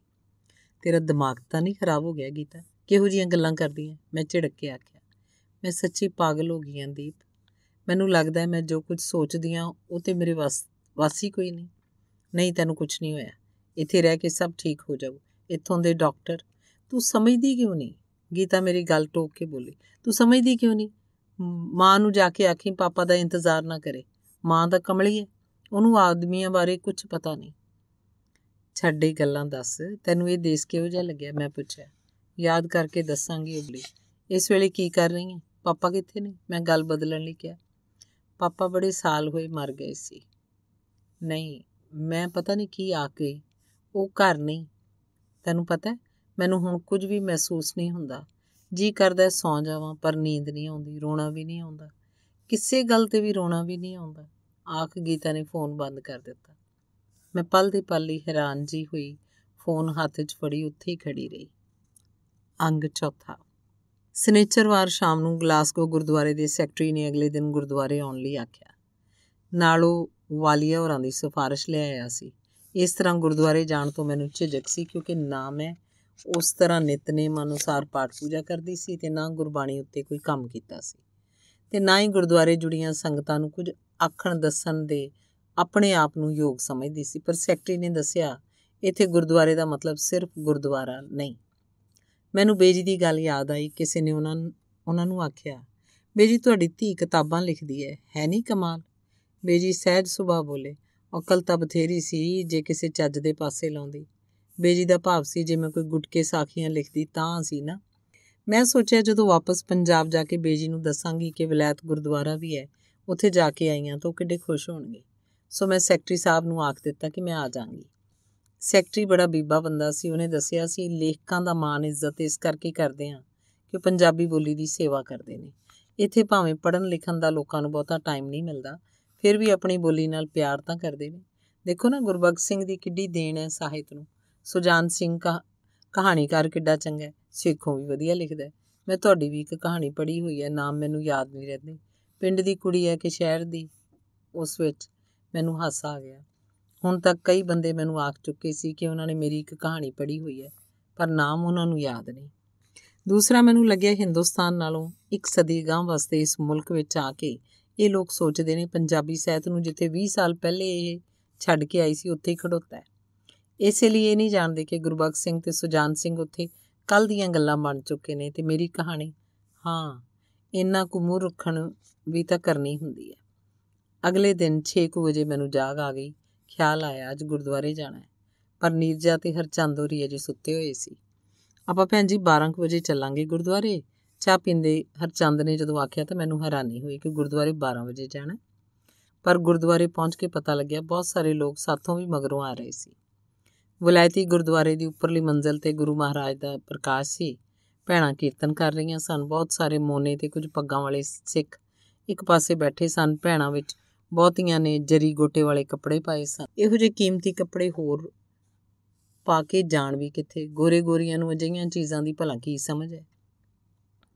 ਇੱਥੇ ਬੈਠਿਆਂ ਲੱਗਦਾ ਸੀ ਜਿਵੇਂ ਪੰਜਾਬ ਪਹੁੰਚ ਗਏ ਹੋਈਏ। ਬੱਚਿਆਂ ਨੂੰ ਰੌਲਾ ਪਾਉਣ ਤੋਂ ਰੋਕਿਆ ਜਾ ਰਿਹਾ ਸੀ। ਬੀਬੀਆਂ ਭੈਣਾਂ ਕੁਝ ਸੁਣਨ ਦੀ ਥਾਂ ਇੱਕ ਦੂਜੇ ਦੇ ਗਹਿਣਿਆਂ ਕੱਪੜਿਆਂ ਵੱਲ ਵਧੇਰੇ ਝਾਕ ਰਹੀਆਂ ਸਨ। ਸ਼ਬਦ ਕੀਰਤਨ ਤੋਂ ਪਿੱਛੋਂ ਇੱਕ ਭਾਸ਼ਣਕਾਰ ਗੁਰਬਾਣੀ 'ਚ ਦੱਸੇ ਉੱਚੇ ਅਸੂਲਾਂ ਤੋਂ ਬਿਨਾਂ ਆਨੀ ਬਹਾਨੀ ਇੱਥੋਂ ਦੇ ਕੌਮੀ ਵਿਤਕਰੇ, ਹੱਡ ਤੋੜਵੀਂ ਮੁਸ਼ੱਕਤ, ਮਹਿੰਗਾਈ, ਆਪਸੀ ਨਿੰਦਾ ਤੇ ਈਰਖਾ ਸਭ ਕਾਸੇ ਬਾਰੇ ਦੱਸ ਰਿਹਾ ਸੀ। ਪੂਰਨ ਭਾਂਤ ਪੰਜਾਬੀ ਮਾਹੌਲ ਸੀ। ਸਿਰਫ ਗੁਰੂ ਮਹਾਰਾਜ ਅੱਗੇ ਦੇਸੀ ਦੀ ਥਾਂ ਵਲੈਤੀ ਸਿੱਕੇ ਚੜ੍ਹਾਏ ਜਾ ਰਹੇ ਸੀ। ਇੱਕ ਚੁੰਨੀ ਦੇ ਨਾਲ 5 ਪਾਉਂਡ ਦਾ ਚੈੱਕ ਦੇ ਕੇ ਉਹਨਾਂ ਮੈਨੂੰ ਕੁਝ ਬੋਲਣ ਲਈ ਆਖਿਆ। ਉਸ ਵੇਲੇ ਘਬਰਾਹਟ 'ਚ ਮੈਨੂੰ ਸਿਰਫ ਚੁੰਨੀ ਦਿਸੀ। 5 ਪਾਉਂਡ ਦਾ ਚੈੱਕ ਤਾਂ ਉੱਥੇ ਹੀ ਮੱਥਾ ਟੇਕ ਆਉਣਾ ਸੀ। ਫਿਰ ਸੋਚਿਆ ਚਿੱਠੀਆਂ ਉੱਤੇ ਟਿਕਟ ਲਾਉਣ ਲਈ ਨੀਰਜਾ ਕੋਲੋਂ ਵੀ ਤਾਂ ਮੰਗੀ ਦੇ ਨੇ ਪੈਸੇ, ਗੁਰੂ ਸਾਹਿਬ ਕੋਲੋਂ ਲੈ ਲਏ ਤਾਂ ਕੀ ਹੈ। ਤੇ ਨਾਲੇ ਬੇਜੀ ਦਾ ਵੀ ਤਾਂ ਖਾਸਾ ਲਿਹਾਜ਼ ਹੈ ਗੁਰੂ ਸਾਹਿਬ ਨਾਲ, ਕਿੰਨੇ ਹੀ ਤਾਂ ਉਹ ਅਖੰਡ ਪਾਠ ਕਰਵਾ ਚੁੱਕੇ ਨੇ। ਹਜ਼ੂਰ ਸਾਹਿਬ ਜਾ ਕੇ ਕਮਰਾ ਪਵਾ ਕੇ ਆਏ ਸੀ, 5 ਪਾਉਂਡਾਂ ਦੀ ਕਿਹੜੀ ਗੱਲ ਹੈ। ਮੈਨੂੰ ਕੁਝ ਬੋਲਣ ਲਈ ਆਖਿਆ ਗਿਆ ਸੀ। ਗੁਰੂ ਗ੍ਰੰਥ ਸਾਹਿਬ ਦੀ ਹਜ਼ੂਰੀ 'ਚ ਖੜੋ ਕੇ ਸਾਧ ਸੰਗਤ ਨੂੰ ਕੁਝ ਆਖਣ ਤੋਂ ਮੈਨੂੰ ਸੱਚੀ ਘਬਰਾਹਟ ਹੋ ਰਹੀ ਸੀ, ਪਰ ਡੰਗ ਤਾਂ ਟਪਾਉਣਾ ਹੀ ਸੀ। ਮੈਂ ਗੱਲ ਹੀ ਹੋਰ ਪਾਸੇ ਦੀ ਤੋਰ ਲਈ ਕਿ ਇੱਕ ਬੜੀ ਚੰਗੀ ਗੱਲ ਹੈ ਕਿ ਤੁਸੀਂ ਇੱਥੇ ਆ ਕੇ ਆਪਣੀ ਬੋਲੀ, ਆਪਣੇ ਕਲਚਰ ਤੇ ਆਪਣੇ ਵਿਰਸੇ ਨੂੰ ਨਹੀਂ ਭੁੱਲੇ। ਆਪਣੀ ਬੋਲੀ, ਆਪਣੇ ਕਲਚਰ ਤੇ ਆਪਣੇ ਵਿਰਸੇ ਨੂੰ ਭੁੱਲ ਜਾਣ ਦਾ ਮਤਲਬ ਹੁੰਦਾ ਹੈ ਯਤੀਮ ਹੋ ਜਾਣਾ। ਗੁਰਬਾਣੀ 'ਚ ਲਿਖਿਆ ਹੈ, ਬਾਬਾਣੀਆਂ ਕਹਾਣੀਆਂ ਪੁੱਤ ਸਪੁੱਤ ਕਰੇਨ। ਪਰ ਜਿਹੜੇ ਲੋਕ ਆਪਣੇ ਪਿਓ ਦਾਦੇ ਦੀਆਂ ਕਹਾਣੀਆਂ ਭਾਵ ਆਪਣਾ ਵਿਰਸਾ ਭੁੱਲ ਗਏ, ਉਹ ਆਪਣੀ ਹੋਂਦ ਨੂੰ ਕਿਹੜੇ ਮੀਲ ਪੱਥਰ ਨਾਲ ਮਾਪਣਗੇ। ਕੁਝ ਲੋਕ ਆਖ ਸਕਦੇ ਨੇ ਇੱਥੋਂ ਦਾ ਸਭ ਕੁਝ ਵਧੀਆ ਹੈ, ਅਸੀਂ ਪਿਛਾਂਹ ਨੂੰ ਕਿਉਂ ਮੁੜੀਏ। ਮੈਂ ਸਿਰਫ ਇੰਨਾ ਹੀ ਆਖਣਾ ਚਾਹਾਂਗੀ, ਮਹਿਲਾਂ 'ਚ ਰਹਿੰਦੀ ਇੱਥੋਂ ਦੀ ਰਾਣੀ ਕੁਟੀਆ 'ਚ ਰਹਿੰਦੇ ਸਾਡੇ ਇੱਕ ਰਿਸ਼ੀ ਨਾਲੋਂ ਕਿਵੇਂ ਵਧੀਆ ਹੈ। ਬਾਕੀ ਕੁਝ ਗੱਲਾਂ ਵਿੱਚ ਜੇ ਸਾਡਾ ਦੇਸ਼ ਵਾਕਈ ਪਿੱਛੇ ਹੈ ਤਾਂ ਉਹਨੂੰ ਅੱਗੇ ਕਿਹਨੇ ਲਿਜਾਣਾ ਹੈ। ਤੁਸੀਂ ਦੇਖਦੇ ਹੋ ਪੱਛਮੀ ਲੋਕਾਂ ਨੇ ਆਪਣੀਆਂ ਲੋਕ ਕਥਾਵਾਂ, ਇਤਿਹਾਸ, ਮਿਥਿਹਾਸ ਤੇ ਬਾਈਬਲ ਦੀਆਂ ਕਹਾਣੀਆਂ ਦੀਆਂ ਆਧੁਨਿਕ ਸਮੇਂ ਦੇ ਪ੍ਰਕਰਨ 'ਚ ਰੱਖ ਕੇ ਉਹਨਾਂ ਰੀਇੰਟਰਪ੍ਰੀਟੇਸ਼ਨ ਕੀਤੀ ਹੈ। ਪਰ ਸਾਡੀ ਜਨਮ ਸਾਖੀ ਅੱਜ ਵੀ ਇੱਥੋਂ ਸ਼ੁਰੂ ਹੁੰਦੀ ਹੈ ਕਿ ਜਬ ਬਾਬਾ ਜਨਮਿਆ, ਕਿ ਉਹ ਜਨਮ ਵੇਲੇ ਹੀ ਬਾਬਾ ਸੀ। ਪਰ 1-2 ਗੱਲਾਂ ਕਰਨ ਪਿੱਛੇ ਹੀ ਮੈਨੂੰ ਯਾਦ ਆ ਗਿਆ ਕਿ ਇਹ ਸਭ ਗੱਲਾਂ ਇਹ ਲੋਕ ਜਾਣਦੇ ਨੇ, ਸਮਝਦੇ ਨੇ। ਮੈਨੂੰ ਅਮ੍ਰਿਤਾ ਸ਼ੇਰਗਿੱਲ ਦੀ ਯਾਦ ਆ ਗਈ। ਉਹਦਾ ਬਾਪ ਸਰਦਾਰ ਸੀ ਤੇ ਮਾਂ ਫ੍ਰੈਂਚ। ਆਪ ਉਹ ਬੜੀ ਕਲਾਕਾਰ ਸੀ, ਕਲਾ ਦੀ ਦੁਨੀਆ 'ਚ ਏਡੀ ਖੋਈ ਸੀ, ਕਦੇ ਪਰਵਾਹ ਨਾ ਕੀਤੀ ਕਿ ਉਹਦੀ ਕੌਮ, ਜ਼ਾਤ ਜਾਂ ਧਰਮ ਕਿਹੜਾ ਹੈ।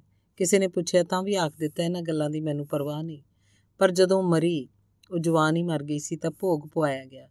ਖੁਸ਼ਵੰਤ ਸਿੰਘ ਲਿਖਦਾ ਹੈ ਕਿ ਜਿਸ ਧਰਮ ਨੂੰ ਉਹਨੇ ਜਿਉਂਦੀ ਨੇ ਕਬੂਲ ਨਾ ਕੀਤਾ, ਉਸੇ ਧਰਮ ਨੇ ਉਹਨੂੰ ਮਰੀ ਨੂੰ ਕਲੇਮ ਕਰ ਲਿਆ। ਉਸੇ ਤਰ੍ਹਾਂ ਨਾਵਲ ਕਹਾਣੀਆਂ ਲਿਖਦਿਆਂ ਮੈਂ ਜਿਸ ਪਾਸੇ ਧਿਆਨ ਨਹੀਂ ਸੀ ਦਿੱਤਾ ਤੇ ਇੱਥੇ ਸੱਦ ਕੇ ਤੁਸੀਂ ਦੱਸ ਦਿੱਤਾ ਕਿ ਕੁਝ ਹੱਕ ਧਰਮ ਦਾ ਵੀ ਹੈ ਤੇਰੇ ਉੱਤੇ, ਸੋ ਮੈਂ ਤੁਹਾਡੀ ਧੰਨਵਾਦੀ ਹਾਂ। ਇਸ ਤਰ੍ਹਾਂ ਇੱਧਰ ਉੱਧਰ ਦੀਆਂ 2-4 ਗੱਲਾਂ ਕਰਕੇ ਡੰਗ ਟਪਾਇਆ। ਹੇਠਾਂ ਹਾਲ 'ਚ ਲੰਗਰ ਵਰਤ ਰਿਹਾ ਸੀ, ਸੰਗਤ ਛਕ ਰਹੀ ਸੀ। ਨਾਲ ਹੀ ਟਰਕਸ਼ ਤੇ ਗ੍ਰੀਕਸ ਦੀ ਲੜਾਈ ਤੋਂ ਲੈ ਕੇ ਖੰਡ ਦੀ ਕਿੱਲਤ ਤੱਕ ਦੀਆਂ ਗੱਲਾਂ ਹੋ ਰਹੀਆਂ ਸਨ। ਹੁਣ ਤੱਕ ਸਾਊ ਮੂੰਹ ਬਣਾਈ ਬੈਠੇ ਹਰਚੰਦ ਨੇ ਗੁਰਦੁਆਰੇ ਤੋਂ ਬਾਹਰ ਆ ਕੇ ਆਖਿਆ, ਮੈਂ ਤਾਂ ਸੋਚਿਆ ਭੈਣ ਜੀ ਹੁਣ 45 ਮਿੰਟ ਦਾ ਪੀਰੀਅਡ ਲਾ ਕੇ ਹਟਣਗੇ। ਇਹ ਲਤੀਫਾ ਮੈਂ ਹੀ ਉਹਨਾਂ ਨੂੰ ਦੱਸਿਆ ਸੀ ਵੀ ਇੱਕ ਪ੍ਰੋਫੈਸਰ ਆਪਣੀ ਘਰਵਾਲੀ ਨਾਲ ਲੜ ਰਿਹਾ ਸੀ। ਅੱਗੋਂ ਚੁੱਪ ਰਹੀ। ਆਥਣੇ ਗੁਆਂਢਣ ਨੇ ਪੁੱਛਿਆ ਵੀ ਸਵੇਰੇ ਪ੍ਰੋਫੈਸਰ ਸਾਹਿਬ ਬੜਾ ਬੋਲ ਰਹੇ ਸੀ, ਤੁਸੀਂ ਚੁੱਪ ਸੀ। ਉਹ ਬੋਲੀ 45 ਮਿੰਟ ਮਗਰੋਂ ਉਹਨਾਂ ਆਪੇ ਹੀ ਚੁੱਪ ਕਰ ਜਾਣਾ ਸੀ। ਤੇ ਮੈਂ ਹਰਚੰਦ ਦੀ ਗੱਲ ਤੇ ਹੱਸ ਕੇ ਚੁੱਪ ਕਰ ਰਹੀ, ਭਾਵੇਂ ਮੇਰਾ ਮਨ ਉਹਨੂੰ ਪੁੱਛਣ ਲਈ ਕਰਦਾ ਸੀ ਕਿ ਹਰਚੰਦ ਉਹ ਕਿਹੜੀ ਉਦਾਸੀ ਹੈ ਜਿਹਨੂੰ ਤੂੰ ਹਰ ਵੇਲੇ ਲਤੀਫਿਆਂ ਨਾਲ ਢੱਕਦਾ ਰਹਿੰਦਾ। ਪਰ ਜੇ ਪੁੱਛ ਲੈਂਦੀ ਤਾਂ ਹਰਚੰਦ ਦੀ ਥਾਂ ਨੀਰਜਾ ਨੇ ਹੱਸ ਕੇ ਆਖਣਾ ਸੀ, ਭੈਣ ਜੀ ਕਦੇ ਮੱਝਾਂ ਨੂੰ ਹਾਰਟ ਅਟੈਕ ਹੋਇਆ ਭਲਾ। ਤੇ ਗੁਰਦੁਆਰੇ ਪ੍ਰਸ਼ਾਦੇ ਛਕ ਅਸੀਂ 2-3 ਪਰਿਵਾਰ ਰਲ ਕੇ ਇੱਥੋਂ ਗਲਾਸਗੋ ਤੋਂ 30 ਕੁ ਮੀਲ ਦੀ ਦੂਰੀ ਤੇ ਕਵੀ ਰੋਬਰਟ ਬਰਨਸ ਦਾ ਜਨਮ ਸਥਾਨ ਵੇਖਣ ਗਏ। ਰੋਬਰਟ ਬਰਨਸ ਨੇ ਲੋਕ ਗੀਤਾਂ ਦੀ ਸੰਭਾਲ ਕੀਤੀ ਜਿਹੜੇ ਅਕਸਰ ਉਹਦੀ ਮਾਂ ਗਾਉਂਦੀ ਹੁੰਦੀ ਸੀ ਤੇ ਆਪ ਗੀਤ ਲਿਖੇ। ਗੀਤਾਂ ਵਰਗੇ ਇਲਾਕੇ ਵਿੱਚ ਹੀ ਲੰਘ ਕੇ ਅਸੀਂ ਬਰਨਸ ਦੇ ਸ਼ਹਿਰ ਏਅਰ ਪਹੁੰਚੇ। ਸ਼ਹਿਰ ਦੇ ਵਿਚਕਾਰ ਫੁੱਲਾਂ ਵਾਲੇ ਪਾਰਕ ਵਿੱਚ ਵੱਡਾ ਸਾਰਾ ਬਰਨਸ ਦਾ ਪੁੱਤ ਲੱਗਾ ਸੀ। ਮੈਂ ਯਾਦ ਕਰਨ ਦੀ ਕੋਸ਼ਿਸ਼ ਕੀਤੀ ਕਿਧਰੇ ਮੇਰੇ ਦੇਸ਼ ਵੀ ਕਿਸੇ ਸ਼ਹਿਰ ਦੇ ਕਿਸੇ ਪਾਰਕ ਵਿੱਚ ਕਿਸੇ ਲੇਖਕ ਦਾ ਬੁੱਤ ਲੱਗਿਆ ਹੋਇਆ, ਪਰ ਅਜਿਹਾ ਕੋਈ ਸ਼ਹਿਰ ਯਾਦ ਨਾ ਆਇਆ। ਸੋਚਿਆ ਕਿਹੋ ਜਿਹੇ ਹਾਂ ਅਸੀਂ ਲੋਕ ਜਿਨ੍ਹਾਂ ਦੀਆਂ ਹੋਰ ਤਾਂ ਹੋਰ ਯੂਨੀਵਰਸਿਟੀਆਂ ਦੇ ਨੀਂਹ ਪੱਥਰ ਵੀ ਵਜ਼ੀਰ ਰੱਖਦੇ ਨੇ ਤੇ ਹਰ ਥਾਂ ਤਸਵੀਰਾਂ ਤੇ ਬੁੱਤ ਵੀ ਵਜ਼ੀਰਾਂ ਦੇ ਹੀ ਲੱਗਦੇ ਨੇ। ਕੀ ਜਵਾਬ ਦਿਆਂਗੇ ਅਸੀਂ ਉਹਨਾਂ ਲੋਕਾਂ ਨੂੰ ਜਿਹੜੇ ਕਦੇ ਪੁੱਛ ਸਕਦੇ ਨੇ ਕਿ ਭਾਵੇਂ ਅੱਜ ਤੋਂ 100 ਸਾਲ ਨੂੰ ਹੀ ਸਹੀ ਕਿ ਲਛਮਣ ਸਿੰਘ ਗਿੱਲ ਪੰਜਾਬ ਦਾ ਚੀਫ ਮਿਨਿਸਟਰ ਤਾਂ ਸੀ, ਹੋਰੋਂ ਕੀ ਸੀ। ਤੇ ਜੇ ਉਹ ਹੋਰ ਕੁਝ ਨਹੀਂ ਸੀ ਤਾਂ ਯੂਨੀਵਰਸਿਟੀ ਦੀ ਕਿਸੇ ਬਿਲਡਿੰਗ ਉੱਤੇ ਉਹਦੇ ਨਾਮ ਦਾ ਕੀ ਮਤਲਬ। ਹਾਂ, ਜੇ ਵਾਰਿਸ ਸ਼ਾਹ, ਗਾਲਿਬ, ਅਮਰਤਾ ਜਾਂ ਸ਼ਿਵ ਦੇ ਨਾਂ ਦੀ ਸਿੱਲ ਲੱਗੀ ਹੋਵੇ ਤਾਂ ਉਹ ਇਉਂ ਨਹੀਂ ਪੁੱਛਣਗੇ ਤੇ ਨਾ ਹੀ ਸਿੱਲ ਉੱਤੇ ਕਾਲਾ ਪੋਚਾ ਮਾਰਨਗੇ। ਰੋਬਰਟ ਬਰਨਸ ਦੇ ਬੁੱਤ ਵਾਲੇ ਪਾਰਕ ਵਿੱਚ ਹੀ ਕੁਝ ਦੂਰ ਇੱਕ ਹੋਰ ਆਦਮਕਦ ਕਾਲੇ ਪੱਥਰ ਦਾ ਬੁੱਤ ਲੱਗਾ ਸੀ ਜਿਹਦੇ ਹੇਠਾਂ ਲਿਖਿਆ ਹੋਇਆ ਸੀ ਐਨ ਅਨਨੋਨ ਸੋਲਜਰ। ਤੇ ਕਿੰਨਾ ਚਿਰ ਮੈਂ ਉਸ ਅਨਨੋਨ ਸੋਲਜਰ ਬਾਰੇ ਸੋਚਦੀ ਰਹੀ ਤੇ ਉਹਨਾਂ ਲੋਕਾਂ ਬਾਰੇ ਵੀ ਜਿਨ੍ਹਾਂ ਨੇ ਉਸ ਅਨਨੋਨ ਸੋਲਜਰ ਨੂੰ ਵੀ ਯਾਦ ਰੱਖਿਆ ਹੋਇਆ ਹੈ, ਜਿਹੜਾ ਇਸ ਧਰਤੀ ਲਈ, ਇਹਨਾਂ ਲੋਕਾਂ ਲਈ ਦੂਰ ਕਿਧਰੇ ਦੁਸ਼ਮਣ ਨਾਲ ਲੜਦਾ ਮਾਰਿਆ ਗਿਆ ਹੋਵੇ। ਇਸੇ ਧਰਤੀ ਤੇ ਹੋ ਸਕਦਾ ਉਹਦੀ ਕਿਧਰੇ ਪਤਨੀ ਰਹਿੰਦੀ ਹੋਵੇ ਤੇ ਕ੍ਰਿਸਮਸ ਦੇ ਦਿਨੀ ਇੱਥੇ ਫੁੱਲ ਲੈ ਕੇ ਆਉਂਦੀ ਹੋਵੇ। ਮੇਰਾ ਸਿਰ ਸਿਜਦੇ 'ਚ ਝੁਕ ਗਿਆ, ਕਿਉਂਕਿ ਇਹ ਬੁੱਤ ਹਰ ਉਸ ਅਨਨੋਨ ਸੋਲਜਰ ਦਾ ਹੈ ਜਿਹੜਾ ਆਪਣੀ ਧਰਤੀ ਲਈ, ਆਪਣੇ ਲੋਕਾਂ ਲਈ ਲੜਦਾ ਮਾਰਿਆ ਜਾਣਾ ਹੈ, ਜਿਹਦੀ ਬੀਵੀ ਨੇ ਕਿਤੇ ਨਾ ਕਿਤੇ ਰਹਿੰਦੀ ਹੋਣਾ ਹੈ, ਕ੍ਰਿਸਮਸ ਦੇ ਦਿਨੀ ਫੁੱਲ ਲੈ ਕੇ ਆਉਣਾ ਹੈ, ਕਿਉਂਕਿ ਮਨੁੱਖਤਾ ਅਜੇ ਉੱਥੇ ਨਹੀਂ ਪਹੁੰਚੀ ਜਿੱਥੇ ਲੜਾਈ ਨਾਲ ਕੋਈ ਫੈਸਲਾ ਕਰਨ ਦੀ ਬੇਵਕੂਫੀ ਨੂੰ ਸਮਝ ਸਕੇ। ਮੇਰੀਆਂ ਅੱਖਾਂ ਦੇ ਕੋਨਿਆਂ 'ਚ ਪਾਣੀ ਸਿਮ ਆਇਆ। ਲੱਗਿਆ ਇਹ ਅਨਨੋਨ ਸੋਲਜਰ ਦਾ ਬੁੱਤ ਮੇਰੇ ਭਰਾ ਕਰਮ ਦਾ ਬੁੱਤ ਵੀ ਹੈ, ਜਿਹੜਾ ਬੜੇ ਸਾਲ ਹੋਏ ਲੜਾਈ ਨੂੰ ਗਿਆ ਸੀ ਤੇ ਪਰ ਪਰਤਿਆ ਨਹੀਂ, ਜਿਹਦਾ ਕਿਧਰੇ ਬੁੱਤ ਨਹੀਂ ਲੱਗਿਆ ਹੋਇਆ। ਐਲੋਵੇ ਵਿੱਚ ਅਸੀਂ ਬਰਨਸ ਦੀ ਕਾਟੇਜ 'ਤੇ ਪਹੁੰਚੇ। ਬਹੁਤ ਪੁਰਾਣਾ ਕੱਚੀਆਂ ਕੰਧਾਂ ਵਾਲਾ ਫੂਸ ਦੀ ਛੱਤ ਵਾਲਾ ਘਰ, ਜਿੱਥੇ ਬਰਨਸ 25 ਜਨਵਰੀ 1759 'ਚ ਜੰਮਿਆ ਸੀ, ਜਿਉਂ ਦਾ ਤਿਉਂ ਸੰਭਾਲ ਕੇ ਰੱਖਿਆ ਹੋਇਆ ਸੀ। ਵਿੱਚ ਚੀਜ਼ਾਂ ਵੀ ਉਸੇ ਤਰ੍ਹਾਂ ਪਈਆਂ ਸਨ। ਕੋਲ ਹੀ ਹਜ਼ਾਰਾਂ ਪਾਉਂਡ ਖਰਚ ਕੇ ਬਣਾਇਆ ਮਿਊਜ਼ੀਅਮ ਸੀ, ਜਿਸ 'ਚ ਬਰਨਸ ਦੀਆਂ ਕਿਤਾਬਾਂ, ਕਿਤਾਬਾਂ ਦੇ ਖਰੜੇ, ਕਿਤਾਬਾਂ ਦੇ ਦੂਜੇ ਦੇਸਾਂ ਦੀਆਂ ਬੋਲੀਆਂ 'ਚ ਹੋਏ ਤਰਜਮੇ, ਬਰਨਸ ਦੇ ਅਨੇਕਾਂ ਬੁੱਤ, ਤਸਵੀਰਾਂ, ਖੱਤ, ਉਹਦੀ ਵਰਤੋਂ ਦੀਆਂ ਚੀਜ਼ਾਂ ਬਹੁਤ ਸੰਭਾਲ ਕੇ ਰੱਖੀਆਂ ਹੋਈਆਂ ਸਨ। ਲੋਕ ਉੱਥੇ ਇਉਂ ਅਦਬ ਨਾਲ ਫਿਰ ਰਹੇ ਸਨ ਜਿਵੇਂ ਕਿਸੇ ਮੰਦਰ, ਮਸੀਤ ਜਾਂ ਗੁਰਦੁਆਰੇ 'ਚ ਫਿਰ ਰਹੇ ਹੋਣ। ਮਿਊਜ਼ੀਅਮ ਇੱਕ ਵੱਡੇ ਸਾਰੇ ਖੂਬਸੂਰਤ ਬਾਗ 'ਚ ਬਣਿਆ ਹੋਇਆ ਸੀ ਤੇ ਮਿਊਜ਼ੀਅਮ ਦੇ ਅੰਦਰ ਇੱਕ ਛੋਟੀ ਜਿਹੀ ਦੁਕਾਨ ਵੀ ਸੀ, ਜਿੱਥੇ ਉਹ ਸਭ ਚੀਜ਼ਾਂ ਮਿਲਦੀਆਂ ਸਨ ਜਿਨ੍ਹਾਂ ਉੱਤੇ ਬਰਨਸ ਦੀਆਂ ਤਸਵੀਰਾਂ ਬਣੀਆਂ ਹੋਈਆਂ ਸਨ। ਸੈਂਟ ਦੀਆਂ ਸ਼ੀਸ਼ੀਆਂ ਤੋਂ ਲੈ ਕੇ ਦੀਆ ਸਲਾਈ ਦੀਆਂ ਡੱਬੀਆਂ ਤੱਕ ਦੇ ਉੱਪਰ ਬਰਨਸ ਤੇ ਉਹਦੇ ਘਰ ਦੀਆਂ ਤਸਵੀਰਾਂ ਬਣਾ ਕੇ ਸਕਾਟਲੈਂਡ ਦੇ ਲੋਕਾਂ ਨੇ ਕਵੀ ਲਈ ਆਪਣਾ ਮੋਹ ਪ੍ਰਗਟਾਇਆ ਹੋਇਆ ਸੀ। ਮੈਨੂੰ ਯਾਦ ਆਇਆ, ਦੇਸ਼ ਮੈਂ ਪੰਜਾਬ ਦੇ ਭਾਸ਼ਾ ਵਿਭਾਗ, ਸਾਹਿਤ ਅਕੈਡਮੀ ਤੇ ਨੈਸ਼ਨਲ ਬੁੱਕ ਟਰਸਟ ਇੰਡੀਆ ਨੂੰ ਖੱਤ ਪਾਏ ਸੀ ਕਿ ਆਪਣੇ ਜਿਉਂਦੇ ਸਾਹਿਤਕਾਰਾਂ ਦੀਆਂ ਫਿਲਮਾਂ ਬਣਾ ਲਓ। ਜੇ ਅਸੀਂ ਇਹ ਨਾ ਕੀਤਾ, ਆਉਣ ਵਾਲੇ ਲੋਕਾਂ ਨੇ ਸਾਨੂੰ ਕਦੇ ਮਾਫ਼ ਨਹੀਂ ਕਰਨਾ। ਜਦੋਂ ਜਾਣਨਾ ਚਾਹਣਗੇ ਮੋਹਨ ਸਿੰਘ ਲਿਖਦਾ ਕਿਵੇਂ ਹੁੰਦਾ ਸੀ, ਅੰਮ੍ਰਿਤਾ ਹੱਸਦੀ ਕਿਵੇਂ ਹੁੰਦੀ ਸੀ, ਸ਼ਿਵ ਗਾਉਂਦਾ ਕਿਵੇਂ ਹੁੰਦਾ ਸੀ, ਇਹ ਜਿਉਂਦੇ ਕਿਵੇਂ ਸਨ ਆਦਿ, ਪਰ ਕਿਸੇ ਨੇ ਵੀ ਮੇਰੀ ਗੱਲ ਦਾ ਹੁੰਗਾਰਾ ਨਹੀਂ ਸੀ ਭਰਿਆ। ਅੰਮ੍ਰਿਤਾ ਪ੍ਰੀਤਮ ਨੇ ਮੈਨੂੰ ਆਖਿਆ, ਚੱਲ ਆਪਾਂ ਹੀ ਇਹ ਕੰਮ ਕਰਕੇ ਲੇਖਕਾਂ 'ਤੇ ਫਿਲਮ ਬਣਾਈਏ, ਪਰ ਇੰਨਾ ਪੈਸਾ ਕਿੱਥੋਂ ਆਉਂਦਾ? ਇਹ ਠੀਕ ਹੈ, ਪਹਿਲੀ ਫਿਲਮ ਤੋਂ ਮੁੜੇ ਪੈਸੇ ਨਾਲ ਦੂਜੀ ਫਿਲਮ ਬਣ ਸਕਦੀ ਸੀ, ਪਰ ਪਹਿਲੀ ਲਈ ਵੀ 2-2.5 ਲੱਖ ਕਿੱਥੋਂ ਆਉਂਦਾ? ਦੋਵੇਂ ਇੱਕ ਦੂਜੀ ਦੇ ਮੂੰਹ ਵੱਲ ਵੇਖ ਕੇ ਚੁੱਪ ਕਰ ਰਹੀਆਂ। ਇੱਕ ਛੋਟਾ ਜਿਹਾ ਦੇਸ਼ ਹੈ ਸਕਾਟਲੈਂਡ, ਫਿਰ ਵੀ ਇੱਥੋਂ ਦੇ ਲੋਕਾਂ ਨੇ ਹਜ਼ਾਰਾਂ ਪਾਉਂਡ ਖਰਚ ਕੇ ਬਰਨਸ ਕਾਟੇਜ ਦੇ ਨੇੜੇ ਉਹਦੀ ਯਾਦਗਾਰ ਬਣਾਈ ਹੋਈ ਹੈ। ਤਰ੍ਹਾਂ ਤਰ੍ਹਾਂ ਦੇ ਵੇਲਾਂ, ਬੂਟਿਆਂ ਤੇ ਫੁੱਲਾਂ ਨਾਲ ਭਰੇ ਸ਼ਾਹੀ ਕਿਸਮ ਦੇ ਪਹਾੜੀ ਬਾਗ ਦੇ ਵਿਚਕਾਰ ਇੱਕ 70 ਫੁੱਟ ਉੱਚਾ ਮੀਨਾਰ ਹੈ। ਸੋਝ ਤੇ ਕਲਾ ਦੇ ਪੱਖੋਂ ਇੱਕ ਕਵੀ ਦੇ ਯੋਗ ਕਿਰਤ ਹੈ। ਇਸ 'ਚ ਰੱਖੇ ਚਿੱਟੇ ਸੰਗਮਰਮਰੀ ਬੁੱਤ, ਵਾਲਾਂ ਦੀ ਲਿੱਟ, ਵਿਆਹ ਦੀ ਅੰਗੂਠੀ, ਬਰਨਸ ਦੀ ਕਵਿਤਾ ਤੇ ਪੇਂਟਿੰਗਸ, ਕਿਤਾਬਾਂ, ਸਭ ਕੁਝ ਸਾਂਭਿਆ ਹੋਇਆ ਸੀ। ਥੋੜ੍ਹੀ ਦੂਰ ਇੱਕ ਕਲਾਕਾਰ ਨੇ ਇੱਕ ਸਕਾਟਿਸ਼ ਮਰਦਾਂ ਤੇ ਔਰਤਾਂ ਦੇ ਪੱਥਰ ਦੇ ਬੁੱਤ ਬਣਾ ਕੇ ਰੱਖ ਦਿੱਤੇ ਸਨ, ਜਿਹੋ ਜਿਹੇ ਲੋਕਾਂ ਲਈ ਬਰਨਸ ਲਿਖਦਾ ਰਿਹਾ ਸੀ। 37.5 ਸਾਲ ਦੀ ਉਮਰ 'ਚ ਬਰਨਸ ਮਰ ਗਿਆ ਸੀ, ਪਰ ਅਜੇ ਵੀ ਸਾਰੇ ਸਕਾਟਲੈਂਡ 'ਚ ਉਹਦਾ ਜਨਮ ਦਿਨ ਮਨਾਇਆ ਜਾਂਦਾ ਹੈ। ਅਸੀਂ ਬਰਨਸ ਦੇ ਸ਼ਹਿਰ ਤੋਂ ਪਰਤ ਪਏ। ਮੈਂ ਮਨ ਹੀ ਮਨ ਸਿਜਦਾ ਕੀਤਾ ਉਹਨਾਂ ਲੋਕਾਂ ਨੂੰ ਜਿਹੜੇ ਪਿਆਰ ਕਰਨਾ ਜਾਣਦੇ ਨੇ, ਭਾਵੇਂ ਉਹਨਾਂ ਦਾ ਬਰਨਸ ਹੋਵੇ ਤੇ ਭਾਵੇਂ ਅਨਨੋਨ ਸੋਲਜਰ ਹੋਵੇ। ਵਾਪਸ ਘਰ ਆਏ ਤਾਂ ਬਿੱਟੂ ਨੇ ਦੱਸਿਆ, ਆਂਟੀ ਲੰਡਨ ਤੋਂ ਤੁਹਾਡਾ 2-3 ਵਾਰੀ ਫੋਨ ਆ ਚੁੱਕਿਆ। ਸਮਝ ਗਈ ਗੀਤਾ ਦਾ ਹੋਏ। ਇਹਨੇ ਨੂੰ ਫਿਰ ਫੋਨ ਦੀ ਘੰਟੀ ਖੜਕੀ। ਮੈਂ ਹੀ ਜਾ ਕੇ ਚੁੱਕਿਆ। ਗੀਤਾ ਹੀ ਸੀ। ਤੂੰ ਕਿੱਥੇ ਚਲੀ ਗਈ ਸੀ? ਉਹਨੇ ਰੋਣ ਹਾਕੀ ਆਵਾਜ਼ 'ਚ ਪੁੱਛਿਆ। ਕੀ ਗੱਲ, ਤੂੰ ਠੀਕ ਤੇ ਹੈ? ਮੈਂ ਤੈਨੂੰ ਦੱਸਣਾ ਚਾਹੁੰਦੀ ਸੀ, ਪਤਾ ਨਹੀਂ ਕੀ ਹੋ ਗਿਆ। ਕੁਝ ਵੀ ਮਹਿਸੂਸ ਨਹੀਂ ਹੁੰਦਾ। ਮੈਨੂੰ ਕੀ ਹੋ ਗਿਆ? ਉਹ ਪੁੱਛ ਰਹੀ ਸੀ। ਇਹੀ ਤਾਂ ਮੈਂ ਉਹ ਤੋਂ ਪੁੱਛਣਾ ਚਾਹੁੰਦੀ ਸੀ ਕਿ ਉਹਨੂੰ ਕੀ ਹੋ ਗਿਆ। ਤੈਨੂੰ ਯਾਦ ਹੈ ਕਾਲਜ 'ਚ ਆਪਣੀ ਕਲਾਸ 'ਚ ਇੱਕ ਲੜਕਾ ਹੁੰਦਾ ਸੀ ਲਲਿਤ, ਜਿਹੜਾ ਗਜ਼ਲਾਂ ਬੜੀਆਂ ਸੋਹਣੀਆਂ ਗਾਉਂਦਾ ਹੁੰਦਾ ਸੀ। ਉਨੀ ਦਿਨੀ ਉਹਨੇ ਇੱਕ ਵਾਰੀ ਮੈਨੂੰ ਆਖਿਆ ਸੀ, ਮੈਂ ਤੈਨੂੰ ਪਿਆਰ ਕਰਦਾ, ਤੇਰੇ ਨਾਲ ਵਿਆਹ ਕਰਨਾ ਚਾਹੁੰਦਾ। ਮੈਨੂੰ ਹਾਸਾ ਆ ਗਿਆ ਸੀ। ਉਹ ਅੱਜ ਕੱਲ੍ਹ ਕਿੱਥੇ ਹੈ ਭਲਾ? ਬੰਬਈ ਚਲਾ ਗਿਆ ਸੀ। ਉਹਦਾ ਤਾਂ ਵਿਆਹ ਹੋ ਗਿਆ ਸੀ। ਵਿਆਹ ਦਾ ਮੈਨੂੰ ਪਤਾ ਹੈ, ਮੈਂ ਤਾਂ ਉਂਝ ਹੀ ਪੁੱਛਿਆ। ਤੇਰੇ ਮੀਆਂ ਦਾ ਖਾਤਾ ਆਇਆ ਕੋਈ? ਮੈਂ ਪੁੱਛਿਆ। ਮਾਂ ਦੇ ਘਰ ਮੈਂ ਇੱਕ ਬਿੱਲੀ ਪਾਲੀ ਹੋਈ ਸੀ, ਉਹ ਤਾਂ ਨਹੀਂ ਇੱਥੇ ਲਿਆਈ ਜਾ ਸਕਦੀ ਹੋਣੀ। ਉਹਨੇ ਮੇਰੀ ਗੱਲ ਵੱਲ ਧਿਆਨ ਨਾ ਦੇ ਕੇ ਪੁੱਛਿਆ। ਬਿੱਲੀ? ਤੈਨੂੰ ਇੱਕ ਕਵਿਤਾ ਸੁਣਾਵਾਂ? ਉਹ ਜਿਵੇਂ ਖੂਹ 'ਚੋਂ ਬੋਲ ਰਹੀ ਸੀ। ਸੁਣਾ, ਮੈਂ ਕਿਹਾ। ਫੋਨ ਰੱਖ ਕੇ ਉਹ ਕਵਿਤਾ ਲੈਣ ਚਲੀ ਗਈ ਤੇ ਮੈਂ ਸੋਚਦੀ ਰਹੀ ਕਿ ਕੀ ਹੋ ਗਿਆ ਗੀਤਾ ਨੂੰ। ਇਹ ਤਾਂ ਬੰਦੇ ਨੂੰ ਬੰਦਾ ਨਹੀਂ ਸੀ ਸਮਝਦੀ ਹੁੰਦੀ। ਲੋਕਾਂ ਨੂੰ ਪੰਚਤੰਤਰ 'ਚੋਂ ਭੱਜ ਕੇ ਆਏ ਗਿੱਦੜ ਲੂੰਬੜ ਹੀ ਦੱਸਦੀ ਹੁੰਦੀ ਸੀ। ਸੁਣ, ਉਹਨੇ ਫੋਨ ਚੁੱਕ ਕੇ ਕਿਹਾ। ਇੱਕੋ ਵੇਲੇ ਤੂੰ ਮੇਰੀ ਜ਼ਿੰਦਗੀ ਦੀ ਹਾਂ ਵੀ ਹੈ ਤੇ ਨਾ ਵੀ, ਖੁਸ਼ੀ ਵੀ ਤੇ ਰੰਜ ਵੀ, ਸਵੇਰ ਵੀ ਤੇ ਆਥਣ ਵੀ, ਭਟਕਣ ਵੀ ਤੇ ਮੰਜ਼ਿਲ ਵੀ, ਉਜਾੜ ਵੀ ਤੇ ਹਰਿਆਉਲ ਵੀ, ਝੂਠ ਵੀ ਤੇ ਸੱਚ ਵੀ, ਅਰਥ ਵੀ ਅਨਰਥ ਵੀ। ਇੱਕੋ ਵੇਲੇ ਤੂੰ ਮੇਰੀ ਜ਼ਿੰਦਗੀ ਦੀ ਹਾਂ ਵੀ ਹੈ ਤੇ ਨਾ ਵੀ। ਕਵਿਤਾ ਮੁੱਕ ਗਈ। ਜ਼ਿੰਦਗੀ ਦਾ ਅਰਥ ਵੀ ਅਨਰਥ ਵੀ, ਹਾਂ ਵੀ ਨਾ ਵੀ। ਗੀਤਾ, ਮੈਂ ਜਿਵੇਂ ਉਹਨੂੰ ਹਾਕ ਮਾਰੀ। ਸਮੁੰਦਰ 'ਚ ਸ਼ਾਇਦ ਕਿਧਰੇ ਜਵਾਰ ਭਾਟਾ ਆਇਆ, ਬੇੜੀ 'ਚ ਪਾਣੀ ਭਰ ਗਿਆ। ਮੇਰੀ ਆਵਾਜ਼ ਵੀ ਕਿਤੇ ਨਹੀਂ ਪਹੁੰਚਦੀ ਪਈ। ਉੱਪਰੋਂ ਰਾਤ ਤੁਰੀ ਆ ਰਹੀ ਹੈ। ਉਹ ਨਾ ਜਾਣੇ ਕੀ ਕੀ ਬੋਲੀ ਜਾ ਰਹੀ ਸੀ। ਪਾਪਾ ਦਾ ਕੀ ਹਾਲ ਹੈ? ਮੈਂ ਪੁੱਛਿਆ। ਪਾਪਾ? ਪਾਪਾ ਨੂੰ ਮੈਂ ਪੁੱਛਿਆ ਸੀ, ਪਾਪਾ ਇਸ ਮੁਲਕ 'ਚ ਤੇਰੀਆਂ ਕਿੰਨੀਆਂ ਕੁ ਸਹੇਲੀਆਂ ਨੇ? ਕਿੰਨੇ ਕੁ ਤੇਰੇ ਬਾਸਟਰਡ ਬੱਚੇ ਨੇ? ਪਾਪਾ ਉੱਠ ਕੇ ਦੂਜੇ ਕਮਰੇ 'ਚ ਚਲਾ ਗਿਆ। ਤੈਨੂੰ ਦੱਸਾਂ, ਕਦੇ ਕਦੇ ਗਲਤੀ ਨਾਲ ਪਾਪਾ ਦੀ ਕੋਈ ਸਹੇਲੀ ਉਹਦਾ ਪਤਾ ਕਰਨ ਘਰ ਆ ਜਾਂਦੀ ਹੈ ਤਾਂ ਮੈਨੂੰ ਵੀ ਪਾਪਾ ਦੀ ਸਹੇਲੀ ਸਮਝ ਲੈਂਦੀ ਹੈ। ਜੇ ਮੈਂ ਪਾਪਾ ਦੀ ਧੀ ਨਾ ਹੁੰਦੀ, ਖਬਰੇ ਉਹ ਮੈਨੂੰ ਵੀ ਸਹੇਲੀ ਬਣਾ ਲੈਂਦਾ। ਤੇਰਾ ਦਿਮਾਗ ਖਰਾਬ ਹੋ ਗਿਆ ਗੀਤਾ? ਮੈਂ ਝਿੜਕਣ ਵਾਂਗ ਕਿਹਾ। ਹਾਂ, ਉਹਨੇ ਸਹਿਜ ਭਾਅ ਨਾਲ ਕਿਹਾ। ਇਉਂ ਨਹੀਂ ਸੋਚੀਦਾ ਗੀਤਾ, ਲੋਕਾਂ ਦੀਆਂ ਪਤਾ ਨਹੀਂ ਕੀ ਕੀ ਮਜਬੂਰੀਆਂ ਹੁੰਦੀਆਂ ਨੇ। ਇਹ ਬਕਵਾਸ ਹੈ। ਮਜਬੂਰੀਆਂ ਨਹੀਂ, ਮਰਜ਼ੀਆਂ ਹੁੰਦੀਆਂ ਨੇ। ਡਾਕਟਰ ਨੂੰ ਮਿਲੀ ਸੀ? ਹਾਂ। ਗੱਲ ਕੀ ਹੈ? ਸ਼ਾਇਦ ਮੈਂ ਬੱਦਲਾਂ 'ਚ ਤੁਰੀ ਜਾ ਰਹੀ ਸੀ, ਹੇਠਾਂ ਡਿੱਗ ਪਈ। ਸ਼ਾਇਦ ਕਿਧਰੇ ਜਵਾਲਾਮੁਖੀ ਫਟਿਆ ਤੇ ਮੇਰੇ ਟੋਟੇ ਟੋਟੇ ਹੋ ਕੇ ਬਿਖਰ ਗਏ ਨੇ। ਸ਼ਾਇਦ ਸਮੁੰਦਰ ਦੇ ਹੇਠਾਂ ਮੇਰੀ ਲਾਈਫ ਬੈਲਟ ਖੁੱਲ੍ਹ ਗਈ ਹੈ ਤੇ ਆਪਣੇ ਸ੍ਰੀਮਾਨ ਨੂੰ ਸੱਦ ਲੈ ਇੱਥੇ। ਇਕੱਲੀ ਸ਼ਾਇਦ ਤੂੰ ਉਦਾਸ ਹੋ ਗਈ ਹੈ ਤਾਂ ਹੀ। ਹਾਂ ਸੱਚ, ਕਵਿਤਾ ਤੈਨੂੰ ਚੰਗੀ ਲੱਗੀ? ਮੈਂ ਆਖਣਾ ਚਾਹੁੰਦੀ ਸੀ, ਤੂੰ ਕਦੇ ਪਿਆਰ ਨਾ ਕਰੀਂ ਕਿਸੇ ਨੂੰ। ਇਉਂ ਦੁੱਖ ਦੇ ਸਕਣ ਦਾ ਤੁਸੀਂ ਅਗਲੇ ਨੂੰ ਅਧਿਕਾਰ ਦੇ ਦਿੰਦੇ ਹੋ। ਪਰ ਨਹੀਂ, ਸ਼ਾਇਦ ਮਾਂ ਨੇ ਕਦੇ ਪਾਪਾ ਨੂੰ ਬਦਅਸੀਸ ਦਿੱਤੀ ਹੋਵੇ ਕਿ ਤੇਰੇ ਵੀ ਧੀ ਹੋਵੇ। ਤੇ ਘੁੰਮਣ ਫਿਰਨ ਗਈ ਸੀ ਕਿਧਰੇ? ਮੈਂ ਗੱਲ ਬਦਲਣ ਲਈ ਆਖਿਆ। ਉਹ ਨਾ ਜਾਣੇ ਕੀ ਉਗਦੀਆਂ ਪਤਾਲ ਮਾਰੀ ਜਾ ਰਹੀ ਸੀ। ਪਾਪਾ ਮਿਊਜ਼ੀਅਮ ਵਿਖਾਣ ਲੈ ਗਏ ਸੀ ਇੱਕ ਦਿਨ, ਪਰ ਮੈਂ ਤਾਂ ਵਿੱਚੇ ਛੱਡ ਕੇ ਆ ਗਈ ਸੀ। ਕਿਉਂ ਵਿੱਚੇ ਛੱਡ ਕੇ ਕਿਉਂ ਆ ਗਈ? ਮੈਂ ਪੁੱਛਿਆ। ਪਤਾ ਨਹੀਂ, ਦਮ ਜਿਹਾ ਘੁੱਟਣ ਲੱਗ ਪਿਆ ਸੀ। ਮਰੇ ਮੁੱਕਿਆਂ ਦੀਆਂ ਨਿਸ਼ਾਨੀਆਂ, ਸਿੱਕੇ, ਹਥਿਆਰ, ਬੁੱਤ, ਗਹਿਣੇ, ਭਾਂਡੇ, ਹੱਡੀਆਂ, ਉਹਨਾਂ ਨੇ ਕਦੇ ਇੱਥੇ ਹੋਣ ਦੀ ਗਵਾਹੀ। ਉਹ ਸਭ ਕੌਣ ਸਨ ਜਿਹੜੇ ਇਸ ਧਰਤੀ 'ਤੇ ਹੋ ਕੇ ਚਲੇ ਗਏ? ਖਬਰੇ ਉਹ ਅਸੀਂ ਹੋਈਏ।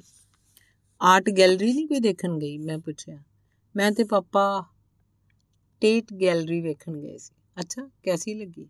ਮੈਂ ਪੁੱਛਿਆ ਕਿ ਸ਼ਾਇਦ ਉਹ ਰੰਗਾਂ ਦੀ ਰੰਗੀਨ ਦੁਨੀਆ 'ਚ ਕੁਝ ਪਲ ਸੌਖੇ ਲੰਘਾ ਕੇ ਆਈ ਹੋਵੇ। ਮੇਰੀ ਅੱਖ ਬਚਾ ਕੇ ਪਾਪਾ ਤਸਵੀਰਾਂ ਦੀ ਥਾਂ ਬਹੁਤਾ ਉੱਥੇ ਫਿਰਦੀਆਂ ਜਨਾਨੀਆਂ ਕੁੜੀਆਂ ਵੱਲ ਹੀ ਝਾਕਦੇ ਰਹੇ ਤੇ ਤੂੰ ਪਾਪਾ ਵੱਲ ਹੀ ਵੇਖਦੀ ਰਹੀ। ਖੈਰ, ਤੂੰ ਪਾਪਾ ਦੀ ਗੱਲ ਛੱਡ। ਟੇਟ ਗੈਲਰੀ 'ਚ ਕੀ ਵੇਖਿਆ? ਹਰ ਤਸਵੀਰ ਹੀ ਜਿਵੇਂ ਇੱਕ ਦੁਨੀਆ ਸੀ। ਇੱਕ ਕਮਰੇ 'ਚ ਜਾ ਕੇ ਤਾਂ ਜਾਣੀ ਮੇਰਾ ਸਾਹ ਚੜ੍ਹਨ ਲੱਗ ਪਿਆ। ਇੰਨੀ ਖੂਬਸੂਰਤੀ ਝੱਲੀ ਨਹੀਂ ਸੀ ਜਾਂਦੀ। ਉਹ ਬੋਲੀ। ਅੱਛਾ, ਮੈਨੂੰ ਆਰਟ ਦੀ ਐਡੀ ਸਮਝ ਨਹੀਂ, ਪਰ ਮੈਨੂੰ ਉੱਥੇ ਕੁਝ ਹੋਰ ਤਰ੍ਹਾਂ ਹੀ ਮਹਿਸੂਸ ਹੋਇਆ। ਕੀ ਮਹਿਸੂਸ ਹੋਇਆ? ਮੈਂ ਉਤਸੁਕਤਾ ਨਾਲ ਪੁੱਛਿਆ। ਇਹੀ ਜਿਵੇਂ ਅੱਗ 'ਚ ਖੜ੍ਹੀਆਂ, ਜਿਵੇਂ ਪਾਣੀ 'ਚ ਖੜ੍ਹੀਆਂ, ਜਿਵੇਂ ਪੰਘਰ ਕੇ ਲਾਵਾ ਬਣ ਗਈਆਂ, ਜਿਵੇਂ ਬੱਦਲਾਂ 'ਚ ਬੈਠੀਆਂ, ਜਿਵੇਂ ਕਿਤੇ ਮੈਂ ਕੋਈ ਹਾਂ ਹੀ ਨਹੀਂ। ਕਿਤੇ ਜਿਵੇਂ ਅਸਮਾਨ ਹੇਠਾਂ ਲੈ ਆਇਆ, ਕਿਤੇ ਜਿਵੇਂ ਧੁੱਪ ਹੈ, ਕਿਤੇ ਜਿਵੇਂ ਛਾਂ ਹੈ, ਕਿਤੇ ਜਿਵੇਂ ਕੁਝ ਵਿਗਸ ਰਿਹਾ ਹੈ, ਕਿਤੇ ਜਿਵੇਂ ਕੁਝ ਲੈ ਹੋ ਰਿਹਾ ਹੈ ਤੇ ਕਿਤੇ ਪਤਾ ਨਹੀਂ ਕੀ ਕੁਝ ਉੱਥੇ ਮੈਨੂੰ ਹੁੰਦਾ ਰਿਹਾ। ਤੇ ਮੈਂ ਆਖਦੀ ਗੀਤਾ ਫੋਨ ਰੱਖ ਗਈ। ਕੀ ਗੱਲਾਂ ਕਰਦੀ ਰਹਿੰਦੀ ਹੈ ਤੁਹਾਡੀ ਸਹੇਲੀ ਇੰਨਾ ਚਿਰ? ਨੀਰਜਾ ਨੇ ਪੁੱਛਿਆ। ਮੈਨੂੰ ਸਮਝ ਨਹੀਂ ਸੀ ਲੱਗ ਰਹੀ ਉਹਨੂੰ ਕੀ ਦੱਸਾਂ। ਧੰਨਵਾਦ।